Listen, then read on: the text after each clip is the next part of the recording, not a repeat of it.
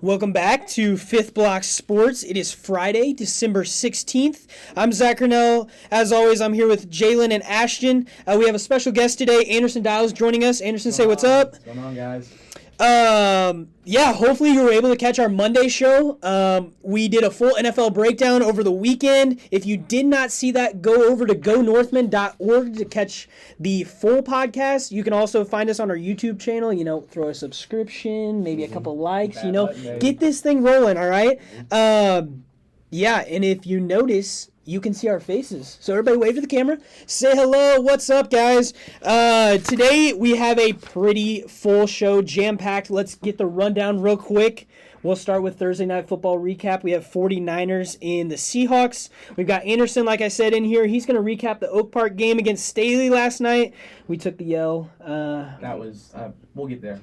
We'll get there. Ashton's going to take a deep dive into recruiting. He's been hard working at this and, going crazy with it. So I can't wait to see what he brings to the table. Jalen's going to talk a little MVP action. Is it Mahomes? Is it Hurts? Is there a dark horse? Burrow? Maybe. We'll see. And then we get the full Chiefs breakdown as well as a Chiefs preview. We're excited for this one, and we'll wrap it up with the Pick'em. Speaking of Pick'em, let's talk about our records. I find myself in first place, 23-12. That's right. 23-12. Ashton's in second, 21-14. Not far behind. Jalen, 18-17, above 500. There's room. There's time. He loves them Lions. We'll see if he sticks with his picks this week. So let's go ahead and jump right into the show. First and foremost, we have Thursday Night Football. 49ers Seahawks 21-13 final, correct? Or am I right on that? 21-13? 21-13 was the final. The 49ers took the win. I'm pretty sure they won the NFC West, too. Yeah, they clinched. So they're in the playoffs. Notes on this one, CMC, 26 carries, 108 yards. With a touchdown and then 6 receptions for 30 yards. So not a breakout reception or receiving yards game, but he did have those 6 receptions. He was kind of that kind of outlet for Purdy all night. 49ers are looking good. Their defense is playing well. Jalen, what do you see out of last night's game? I just saw the 49ers. Their defense is really good. Brock Purdy, he's actually playing really good. He looked like a veteran. That's what I was been talking about. Ashton, what do you got? Any comments on the Thursday night game? I know you're working hard on your recruiting. Tre'Davious Ward played amazing yesterday. Lockdown DK all game. I wish he would have played like that when he was with us. Yeah. Dre Greenlaw, really, really good. That's what I was talking about last week. The coach said he played just like Fred Warner. I think this is probably their best linebacking core since 2012. And in 2012, all 4 of their starting linebackers made the Pro Bowl. And I feel like they're really coming together at the perfect time. I mean, going into the playoffs, their defense is playing well. Anderson, I got a question for you on this game. I know you're at the basketball game. Yeah. The Seahawks wore those god-awful greens. What is your take on the highlighter green uniforms? Highlighter green. I'm always a big fan of the color rush uniforms. I think wearing one same color, like all red, all black, all green, all white. But I think the Seahawks might have. I don't think it's the worst, but I think they have probably a bottom 10 color rush uniform. Their lime green doesn't look great to me. It's a little questionable. I wasn't a fan of them. The gray pants didn't look good with them either. I wish. it was blue pants. I wish they would have gone full green. I don't mind. You don't mind them? I like the green. The all green.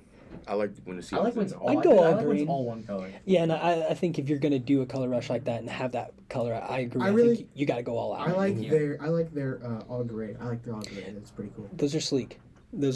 The last comments I have for this one, like I said, we have a jam-packed show, and Jalen alluded to it. So Brock Purdy kind of is playing like a seasoned veteran, almost like a starter. Mm-hmm. So they've got Trey Lance with the injury, Jimmy G with an injury, and now you have Purdy. Do you kind of, move into next year, and I know we kind of touched on this on Monday, do you move into next year having a quarterback competition between Lance and Purdy? I think Garoppolo's done, but who do you decide between those two guys? I mean, or do you do a 2 quarterback system and try that out in the NFL? Their offense isn't very complex. Shanahan, loves the run game. Could benefit from bringing both guys in. Who would you like to see start? We'll start with Ashton and work back around. I'd like to see Trey Lance start. I think he has the most potential. I think he has more potential than Brock Purdy. So yeah, I'd like to see Trey Lance start. Jalen, what about you? I say Brock Purdy for right now because he's actually playing really good, and see how he does in the playoffs. Then move on to next in the offseason and see how he's doing still. Then what I was gonna say is they could bring in Trey Lance for like a read option plays. Have that kind of dual threat with him, and be able to alternate those guys in, and kind of play off of each other, and script some plays with both of their skill sets. But I feel you're going to use a third overall pick that you traded 3 first-round picks to just do replays. You know what I mean? Like you either start him or trade him. Yeah. I can see that. I mean, you're in too deep. You have a lot invested in this guy, and you haven't seen him perform on the field at all really yet. So it's not really his fault. That's true. Yeah. So again, that was the Thursday Night Football recap. I mean, 49ers kind of controlled this one throughout. Seahawks scored late to kind of make it close, but that was 21-13 49ers, and they clinched that playoff spot. The roughing the passer call. Oh, yeah. Another roughing the passer call, another kind of questionable call. I know we kind of touched on it. NFL, please do something. Yeah, it doesn't work. I mean, again, like we talked about last week, what do you want Bosa to do there? Jalen, you're an offensive lineman. You're in the trenches. What is a guy supposed to do? I know you play a little D-line too this year. What are you supposed to do?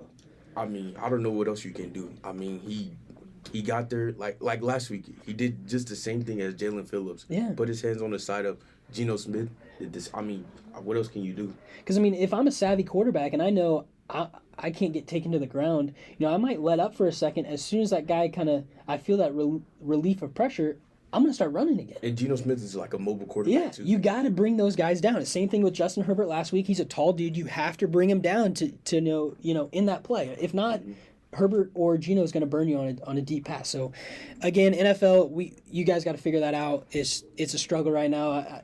I think we're all tired of seeing those kind of questionable calls.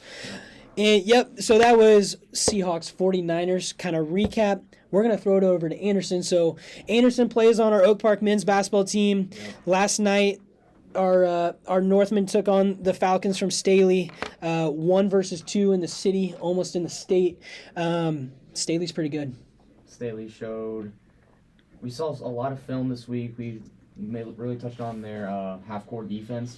They kind of killed us with the high-low on the offensive side, but on the defensive side, they ran a 1-3-1 kind of a show, like a pump fake almost. It was really a 2-3, but it was set up in a 1-3-1 trap when you get it to half court.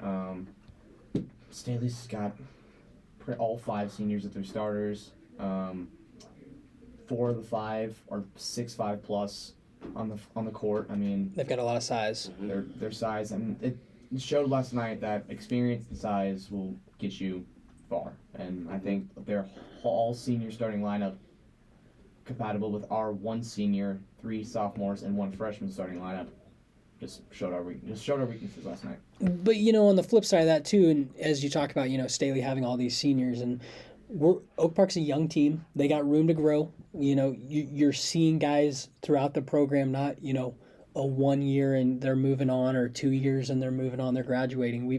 We've got a young team and a core that we can build around, and we might, like last night, get exploited with our size and our inexperience, but then look 2 and 3 years down the road, we're really building something. So it's early in the season. They've got a lot of time to kind of regroup. I mean, 1 loss isn't going to kill you. It's 1 game. I mean, this game doesn't really mean anything. It's just it's definitely, it's obviously going to mean something just because you got all those, you got all the media there, you got all the cameras there, you got a packed house. I mean, they started, after the first quarter, they stopped letting people in the gym because it was too packed. Like, they stopped letting people come in to watch the game. So. Must-see game, and Staley kind of showed their dominance there, and showed why they're the number one team. If you want to hear more about Oak Park sports, obviously we'll have it on our show with some guests, but we also have All Access Podcast on GoNorthman.org. Go ahead and check those guys out. They're doing great work. All Oak Park sports. We got a fall sports recap. They're putting together a basketball package. Go check them out on GoNorthman.org. Thanks, Anderson, for joining us, giving us that insight. I know you're going to stay for the rest of the show, but it's always great to have some players in. I'm going to turn it over to Ashton here. You know, you've seen him grinding away on his laptop as we speak. He is our recruiting guru, so he's going to fill us in on, you know, where these 4- and 5-star guys have committed as of late. So, Ashton, what do you got for us? So I'm going to start off with a bit of transfer and recruiting news. I'm normally just going to do recruiting news, but I'll do both here because they're brothers. Desan and Day McCullough are going to Oklahoma. Desan is a linebacker transfer from Indiana University. He was a freshman All-American. He had 4 sacks, and I believe he also had about 6.5 tackles for loss in the Big Ten as a freshman. It's decent stats for a freshman in the Big Ten. And then Day is a 4-star safety. He's in high school right now. He's from the state of Indiana. He's ranked as the 34th best safety in the country, so Oklahoma adds to their recruiting class and their transfer portal. They get a big... I say brothers teaming up. Yep, they get Oklahoma sitting in the top 10 right now as far as recruiting goes. That'll help their defense, too. They struggled this year. Yep. And then we'll go... this is our only 24 or class 2024 update here, but it's a very big one. Wide receiver Jeremiah Smith. He's from... I think he's a Miami wide receiver. He is going to Ohio State. OH. So Ohio State wide receiver recruiting just gets even better. They got Brandon Ennis, they got Cornell Tate. They'll have Marvin Harrison next year. So As I say, I feel like these past couple of years they've just kind of been reloading in that position, guy after guy, and you know. I mean, they had a stack wide receiver core too last year. I mean, just star Chris after Olave, star, just coming Garrett in Wilson. and out, in and Yeah, out. I mean, yeah. and adding to that, in the class of 2024, they also have the best player in the country, or the best composite player in the country, Dylan Raiola. He is a quarterback. So, and if this would happen, this would be the first time, according to 24/7 Sports, that their top two players in their composite is going to the same school. So Interesting. Jeremiah Smith, number 2, Dylan Raiola, number 1. so a C.J. Stroud replacement there. It's very possible, but I'm a little questionable. See what they can do next week. They flipped a guy from Washington. I didn't put this here. I probably should have, but they flipped someone from Washington to his name's Lincoln. I can't remember his last name, but he's going to Ohio State. I don't know what they're going to do as far as starting next year. Then we'll go back to 2023. 5-star edge out of Tampa, Florida. Keon Kelly commits to Alabama. So they add to their best recruiting class. They're kind of miles ahead right now. Georgia needs a lot of things to go their way if they want to top Alabama, but they probably won't. Keon is the 4th best player on 24/7 Sports. He's seen as one of the most. They got 2 of the most seen as most safe players in this class. They got Caleb Downs. He's a safety out of Georgia. And then they got Keon Kelly, edge out of Tampa. They got him committed this week. Interesting with Alabama too. I've seen a lot of news on the transfer portal guys getting out of Alabama, but yet they're still able. They're still a little weak on wide receiver, and they haven't really done a whole lot to fix that. And there's not a whole lot of options to fix that unless they can maybe flip a guy. Do we know Bryce Young's replacement? Probably going to be Ty Simpson. Okay. It could. Ty Simpson was a quarterback in last year's class, I think. I see where they're going to get edges because you got Will Anderson's leaving, so they need to reload. Yeah. Yeah. So it's either going to be Ty, and they have 2 quarterbacks in their class. They have Eli Halstead and Dylan Longoria, but I don't think any of those guys. Eli's the best. If someone's gonna make an impact day one, it's probably gonna be Eli, probably not Dylan. Do we have any other SEC recruits? Yeah. So Arion Carter, he's a 4-star.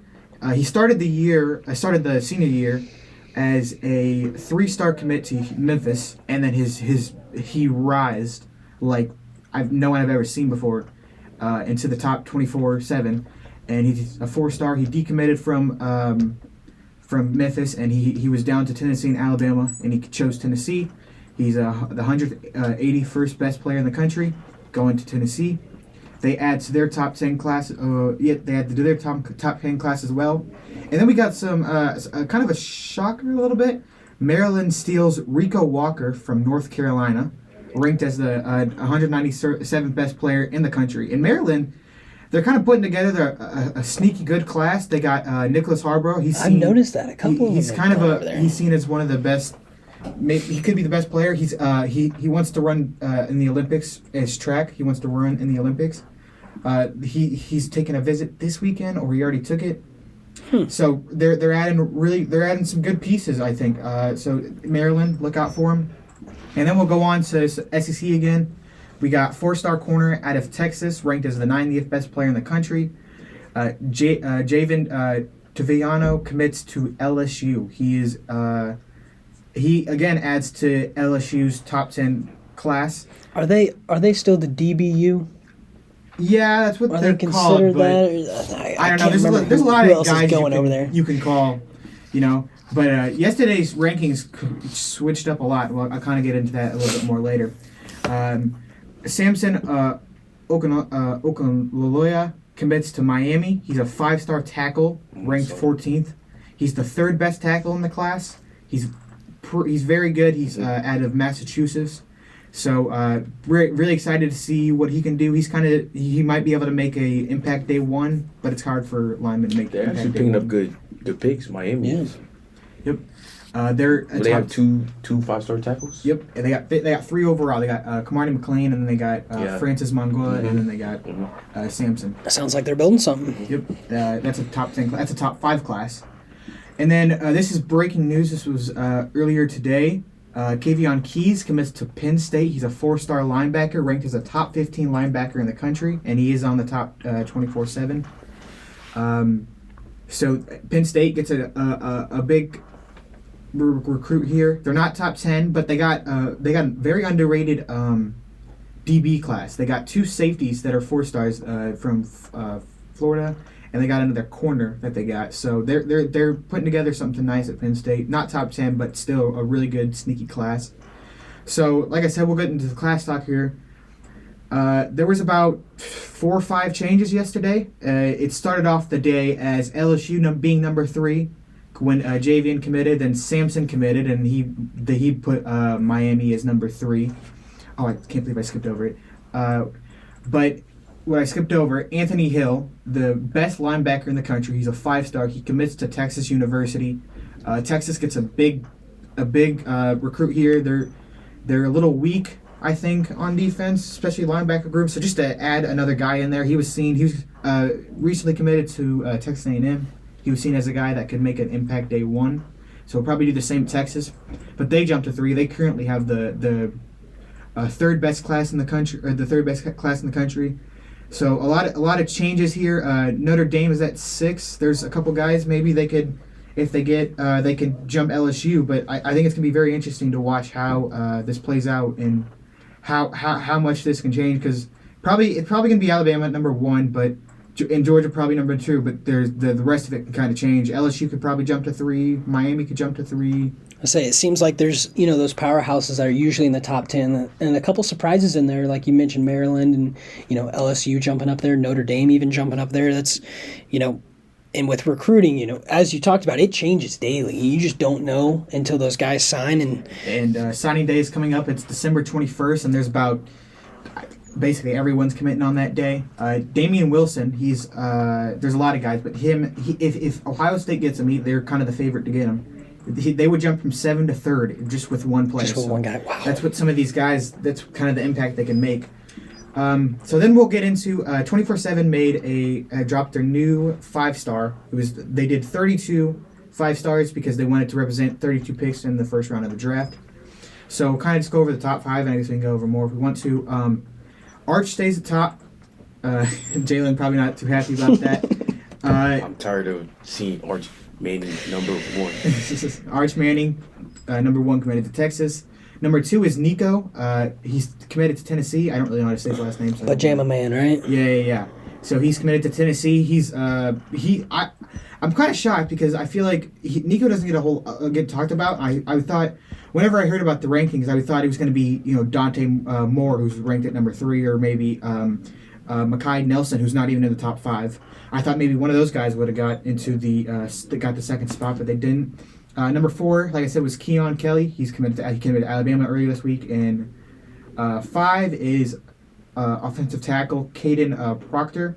He is committed to Iowa, but there's a couple teams that are kind of trying to flip him. Colorado and Oregon are the 2 teams that are that could flip him, but it's very possible that he stays in Iowa. That is his hometown team, and I think that was probably his dream school, because that is his home state team and probably his favorite team. There we go. Cormani not back in the. He's not in the top 5 no more. He's not in the top 5. Cormani is number 8. He Dropped out. He took a big drop. I don't know what the drop was for, but he did take. I think it was just everyone else was playing so well that Cormani just dropped. There's a couple guys that dropped.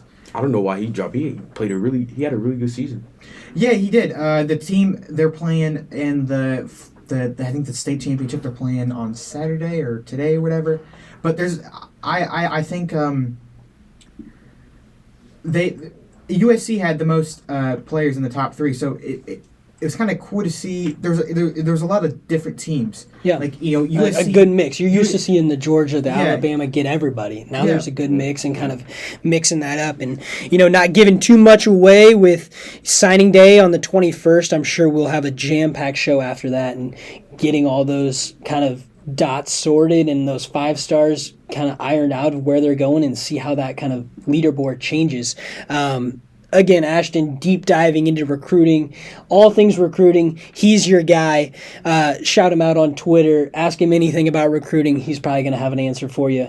Well done, Ashton. And let's jump to Chiefs football. So we've got our, jumping into NCAA with the recruiting. Let's jump to the big boys. Let's jump to NFL. We saved the Chiefs football because ultimately we are a Chiefs podcast. There is a rumor going around that we're all Detroit fans. No, we love our Kansas City Chiefs. Don't get us wrong. We're Jameson Williams fans. Hey. Jameson Williams fans. And the Lions wide receiver. Besides, Jalen might convert to a Lions fan. Nah, I'm still a Chiefs fan at heart. I just love the Lions. So last weekend, the Chiefs played the Broncos. I'm just going to run through my notes and then we'll comment on them. The Chiefs go out to a 27-0 lead, Willie Gay gets that tip for an interception. Really Stiff arms athletic Russell. He got up. Stiff arms Russell into the ground, celebrates in the end zone. And, when you're watching that game, they showed the picture of Travis Kelce kind of leaning back and kind of smiling. They made it a meme. In my mind, I'm like, all right, this is going to be a no-sweat game. And then all of a sudden, it seems like to me, Patrick Mahomes kind of got bored. Mm-hmm. And when he gets bored, he kind of makes some decisions that he doesn't need to make. In those lines, it cost 3 interceptions on the day. The first interception, I think he's just trying to force it to Kelce there. And, the linebacker read it well. He kind of stepped off of it and came right back to it and made the interception. Second one, Surtain made a hell of a play on the ball. Kind of got his arm underneath it, was able to scoop it up. And I thought it hit the ground. At first, I thought it was. The angle it was in, it looked like it hit the ground, but then they showed a more close-up angle, and it did. Off the arm. That was a crazy catch. I was like, okay, this ball's coming back to us. I was like, Yeah. I think he made the play. And, after the game, Patrick even said, I was just trying to throw that away at somebody's feet. Surtain made a good play, but you got to be smarter than that. Just throw the ball away. Third one, again, I feel like he was just trying to do too much. Costly one at the time. Luckily, our defense was able to bail him out. Any better offense from Denver, and I think we find, and if Russell doesn't get knocked out of the game, I think we find ourselves kind of in trouble there. So my question for you guys, even overtime. My question for you guys is, it's 2. I'll go with we're on the trend of the interception, so I'll start with Anderson here. Is it a red flag for this KC team that, Mahomes at times gets bored, and maybe we saw it, the Bengals rolled out something different in the playoffs. I don't think Mahomes got bored in that game, but there's times where we see Mahomes kind of get bored and have those costly years. Do you see that kind of biting the Chiefs late in the season? I definitely think not as far as the regular season goes, but I think come playoff time, I think you cannot get bored in the playoffs, especially. I think you have to when you're up that big at halftime, you have to go out with the mindset of, we're not up by this much. We're only up by a touchdown. We got to keep scoring. You got to have a different mindset when it comes to just being when you're up by like 4 scores. It's kind of like when basketball, when you're up 20 points at halftime. Like you almost kind of want to relax, but like you can't relax because game's not over. Because the team will jump out and make that game a close game, which did happen on Sunday. But fortunately, the defense stepped up in a big way, which gives me some hopes at least for the playoffs. But I definitely think that it's a red flag come playoff time. But I think that Mahomes will look back on this and I think he'll make it right. Ashton, what do you think the key is kind of to limit those costly turnovers for this Chiefs team?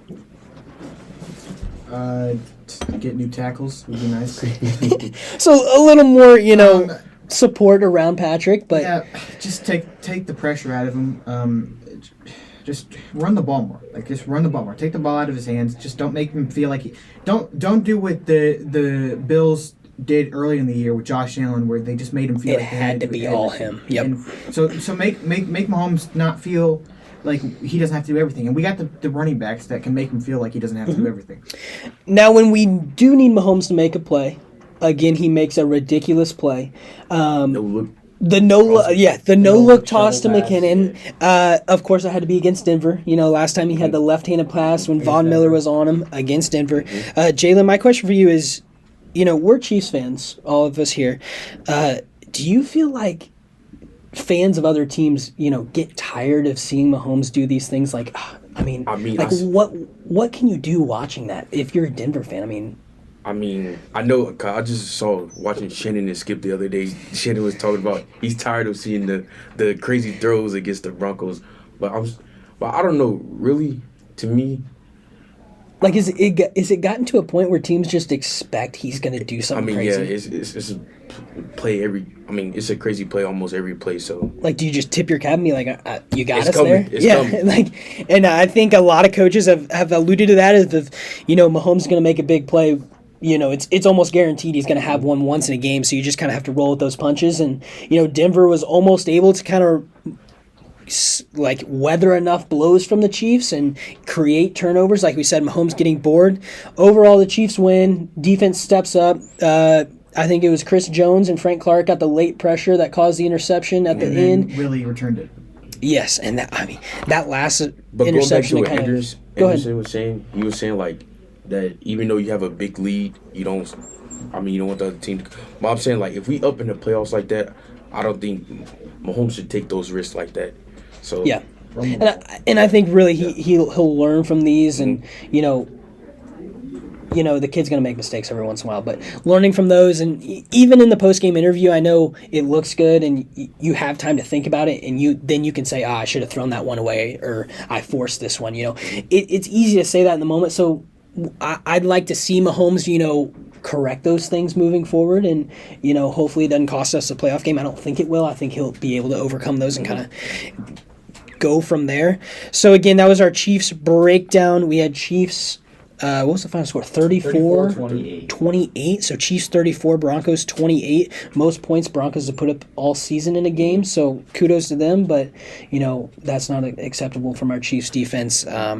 But they saved the day. At the end of the day, when they had to get stops, they had to get stops. And I think that's the key to our defense is, bend, don't break. I feel like those turnovers really was like killing the defense because it was back on the field. They're just back on the field. Yep. Moving into our NFL preview, we will have our pick'em coming up. But NFL preview, we're starting something new. We're going to preview. So we're going to recap the Chiefs game. We're going to preview the next game. I'm going to start with Ashton here. We have Chiefs at Texans. This may be a good test for our defense, but I did see Houston's running back is out. Dameon Pierce is out for this game, so not as much of a run threat. What would you like to see out of this Chiefs team, facing an inferior team in the Houston Texans? Do we want to show stuff off? Do we not? Do we want to treat it as almost the Rams game where we we held control but didn't give too much away? Run the ball. That's what I want to see. Run the ball. I agree. And I want to see the run defense do well. I want to see the pass defense do well. I don't know if Brandon Cooks is playing or not, but I would like to see how maybe one of the guys holds him. Davis Mills is probably going to be the starting quarterback, so quarterback-wise, I'm not really worried too much. They don't have a great offensive line, so we should get pressure on him. Chris Jones should have a great day. Mahomes should have a good day. He should. Yeah, I do want to note. I saw this. This is Mahomes' first time playing in his home state of Texas since joining the NFL. So kind of a homecoming from him. But hopefully, Kadarius can play as well. Man, and I saw Hardman return back to practice. I don't know if he's going to play, but he did return. I'd like to see Kadarius play. That would be nice. If it's not this week, it's probably next week. I saw. I have it written down in my notes, but I saw that when we're in the red zone, we have McCole Hardman. We're one of the top red zone teams. When he's on the field? Yeah, when he's on the field. And that's a guy with that speed. He can just stretch people. Yeah, in the past few weeks, it went down. We're struggling. Yeah. We need him in the red zone. I think, we've got some speedsters, but having him and just running a one-on-one, I mean, basically you're matched up with a linebacker, and it's who can get to the pylon first. Mahomes is going to get you the ball either way.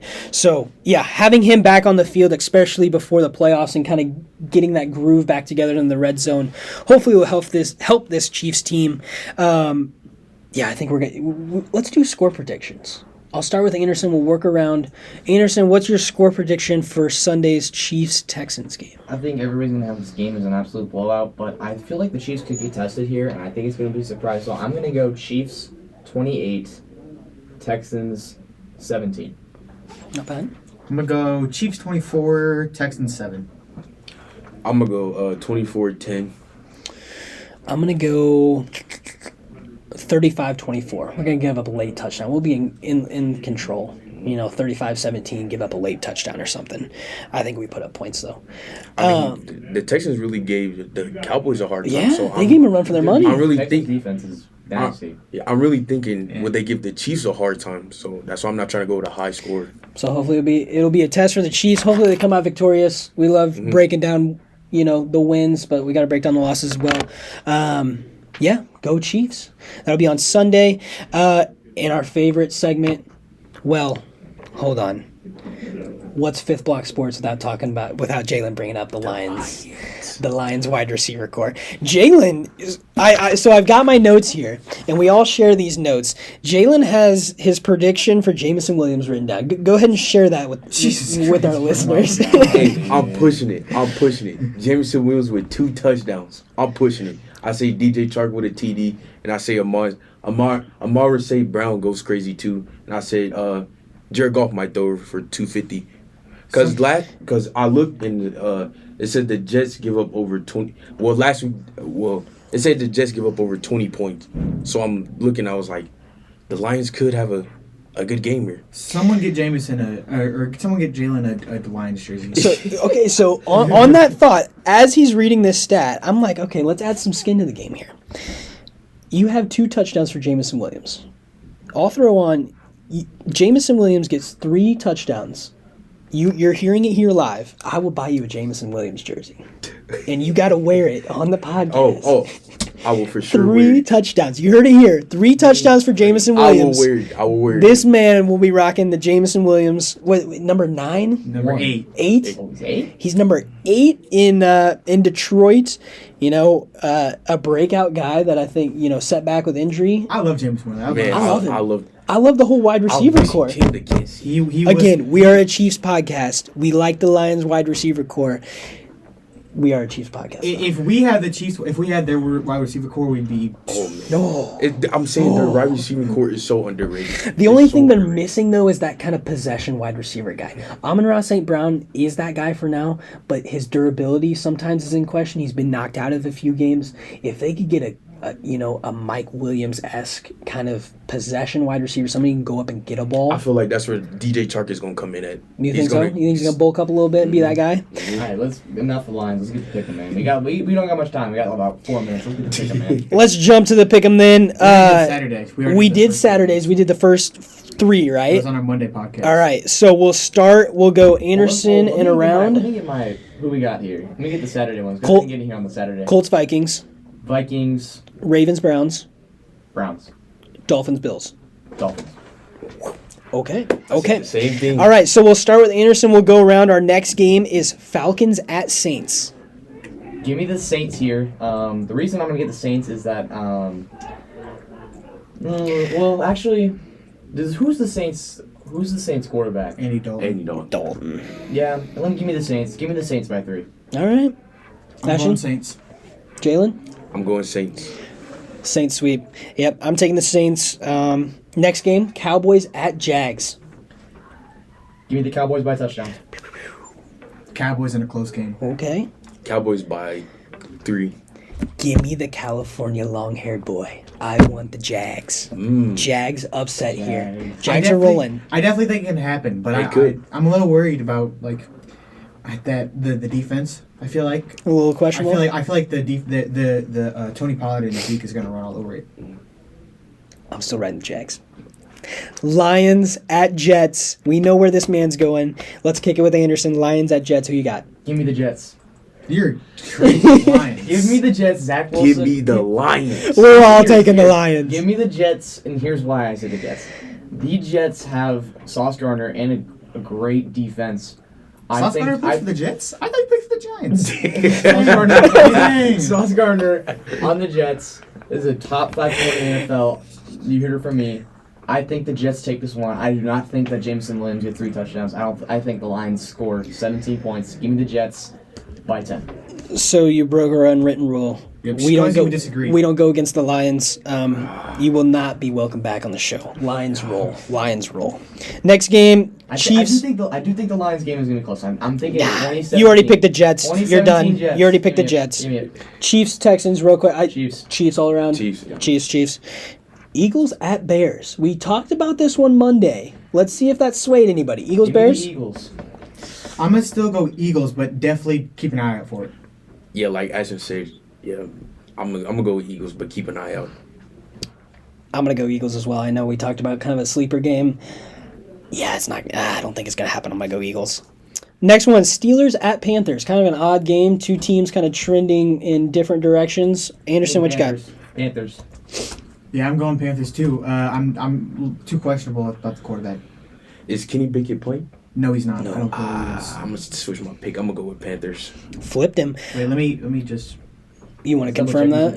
He's still questionable. Ah. He probably won't. He was limited on practice, but I don't trust it. Give me the Steelers in an odd game, like a 16-13 weird score game. Weird.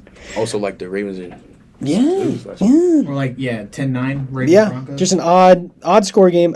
Cardinals at Broncos. Kyler Murray's out. We don't. Give me the Russell Broncos. Wilson, I assume, is out. Give me the Broncos. Unfortunately, I have to pick an AFC West rival, but give me the Broncos. Russell is questionable.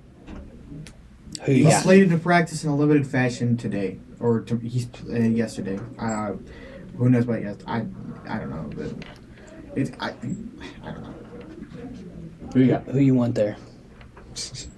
Oh, me? Oh, yeah, you. I chose the Broncos because I feel like maybe their offense is gonna ride the momentum. Yeah, I'll stick with the Broncos. Oh man, I have Cardinals down, and you guys are convincing me. Yeah. Nope. I'm sticking with my pick. I like the Give me the Cardinals. Give me Colt McCoy. Give me Colt McCoy and the Cardinals. Is Brian Murphy's back this week? Who knows? He? I'm waiting for my pick. I like the Cardinals D. The Broncos even? I don't know. Oh, they're missing Zach Allen though. That's a DN that they got. It's pretty big for him. So we'll wrap these up real quick. Patriots at Raiders. Give me the Raiders. I'm going Patriots. I'm gonna take the Pats. I got the Raiders. I don't know. Josh Jacobs is somehow going to get it done. Bengals at Bucks. Give me the Bengals. I'm going Bengals. I'm going Bucks. I'm going Bucks as well. I think Underdog. some weird Tom Brady voodoo's going to happen. Give me the Bucks. Titans at Chargers. This one's kind of interesting. Give me the Chargers.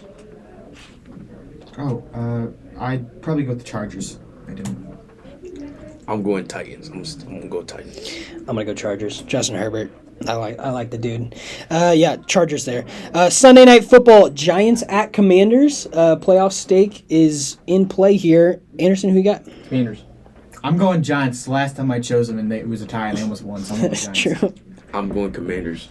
I'm going Commanders. I love this gritty team. This was the exact same as it was for the tie. Yeah, and they tied last time. And then Monday Night Football, Rams at Packers. Kind of an odd game. At Baker? Who you got? I'm gonna do it. Give me the Rams. Wow. Give me the Rams. I'm going Packers. They can't keep up. The defense can't keep up. The pass defense. I'm gonna go Pats. I mean Packers. I'm gonna go Packers as well. I think, too much Aaron Rodgers, too much of their defense Rams are on the road. I'm going Packers. Again, thank you for joining us on Fifth Block Sports. As always, check us out on gonorthman.org, or if you want to see the video, wave everybody, we're on video. Yes. Check out our YouTube channel, subscribe to our YouTube channel. Tell us how we're doing. We'll see you back possibly next week. Or even the Twitter. Yeah, go follow our Twitter. I completely forgot. Fifth Block Sports. Go follow our Twitter. We'll post clips and everything up there. We'll post updates when our next show is with break coming up. Have a happy holidays. We wish you the best from Fifth Block Sports. Thanks for joining us. Yeah, Peace out. Go Cats.